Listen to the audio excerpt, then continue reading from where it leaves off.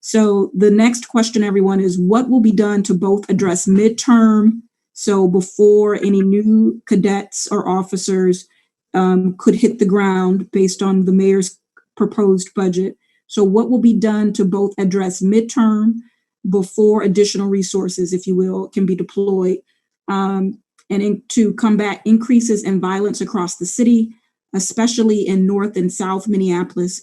And what is the plan for transforming the culture of the police force so that another George Floyd doesn't happen? So that's a two-parter, Chief.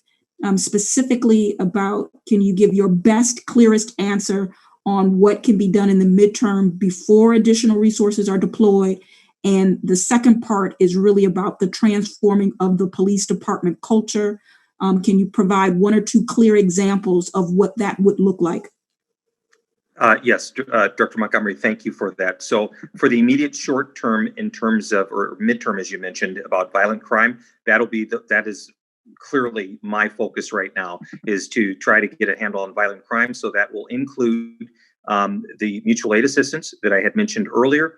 That may also mean that we will have to perhaps even do some triaging. And what I mean by triaging is that may mean working through our emergency communications department. That may mean some calls, finding other areas or avenues where we can focus our officers on obviously responding to the more higher priority calls, and seeing if there's others agencies within the Minneapolis. It may be more online reporting, but just making sure that we have adequate staffing to respond to those crimes or violent crime calls. In terms of culture, transformational change that we're working on, certainly that I'm working on right now. Training is a huge part of that. Training in the areas of implicit bias training. Hiring is a key component to that, making sure that each new candidate that comes on has the character, has the competency, cultural competency, pre-employment psychological testing. Those are some areas as well, but also engaging with our community members even before that they take to our neighborhoods and patrol. And some of that has been done in volunteer work, whether that's some of our academy, Recruit Academy folks going over to Sabanthony Community Center and putting up playground sets for kids in the neighborhood, but really having that proximal relationship with community even prior to them getting the badge and then being sworn in. So there's other pieces as well, but I'll pause there, Director Montgomery. Thank you so much. And again, I don't mean to rush any of you, but your efficiency in the responses are really appreciated. Mayor, given the question as presented, what role do you think that you pose in support, or in addition to, or in contradiction to what the chief has put forward? What does the mayor's role entail in terms of the midterm helping to address safety and specifically violent crimes?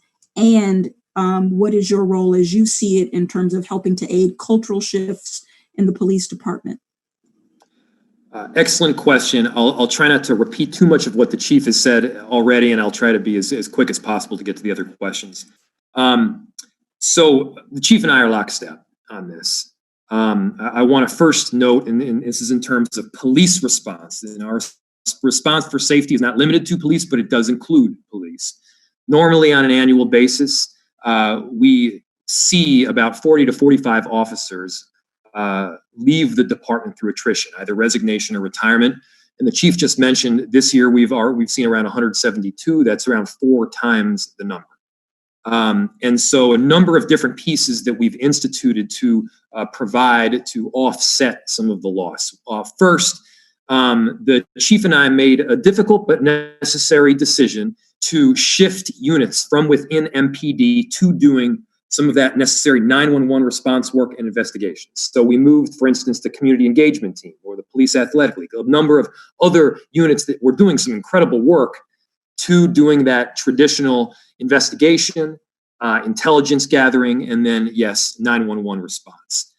Secondly, the chief mentioned the Mutual Aid Pact, getting additional assistance from outside jurisdictions in the interim before the 3 new recruiting classes will come on board for the next budget. I was very pleased to see that the vote move forward. It was something that we advocated hard for, and we believe in. Third, every precinct in the city has a plan that comes forward on a weekly basis to adjust and be as efficient as possible in responding to what we're seeing on the ground. I'm not going to get into each one of the plans in the 2nd and 3rd and 4th and 5th precincts, but they exist, and we would be happy to give you some of the high points there. And now getting into the culture shift, and I'm moving quick here, but I'm trying to make sure we get to the other questions. There's more there that I haven't said. Culture shift. Culture is, to a certain extent, about people. It's about personnel. We have a number of different policy changes that are moving forward that have already happened. We revamped the use of force policy. We've required these de-escalation reporting.